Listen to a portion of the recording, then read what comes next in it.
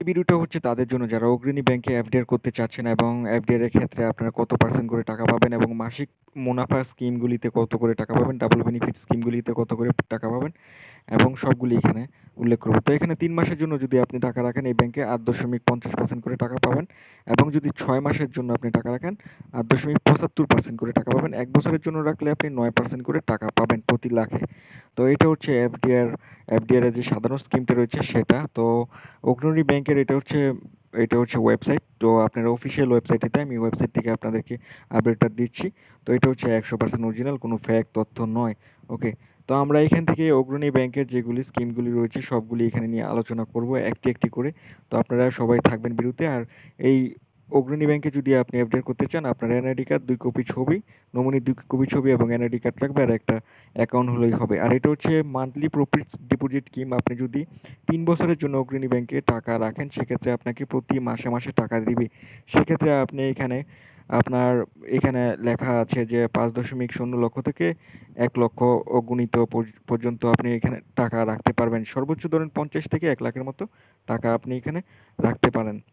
এটাকে আপনাকে মাসে মাসে টাকা দিবে এবং ৮% রেট করে আপনাকে টাকা দিবে। ১ লাখে ৮% করে দিবে।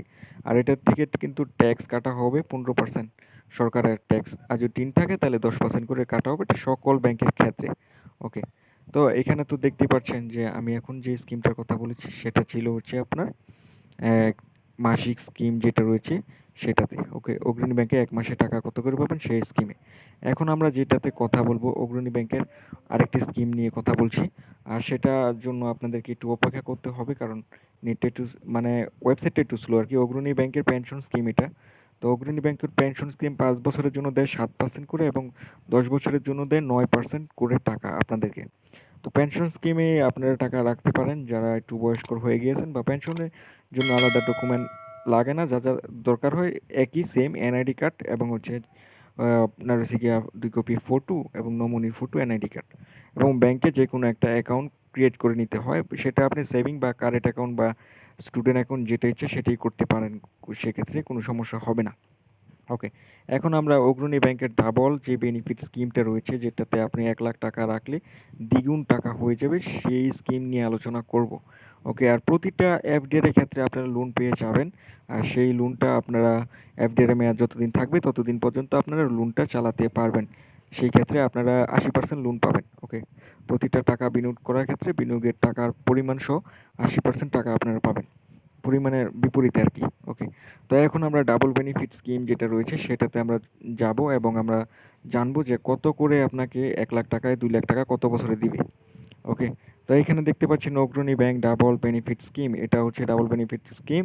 এখানে আপনাকে ১ লাখ টাকা যদি ১৫ বছরের জন্য রাখেন সেক্ষেত্রে আপনার ১ লাখ টাকাতে ১০ লাখ টাকায় পরিণত হবে। মানে এখানে বিশাল একটা টাইমের ব্যাপার-স্যাপার রয়েছে।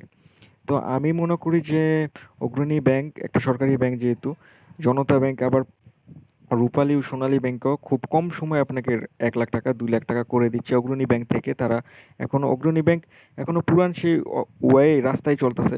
কিন্তু জনতা ব্যাংক এবং রূপালী সোনালী ব্যাংকগুলি কিছুটা আপডেট হয়েছে তাই ওইগুলিতে টাকা রাখলে খুব সহজে আপনাদের ২ লাখ টাকা হয়ে যাবে। ১ লাখ টাকা রাখলে ২ লাখ টাকা হবে খুব কম সময়ে। আর হচ্ছে আপনার প্রাইভেট ব্যাংকে রাখলে সেক্ষেত্রে আরও কম সময় হয়।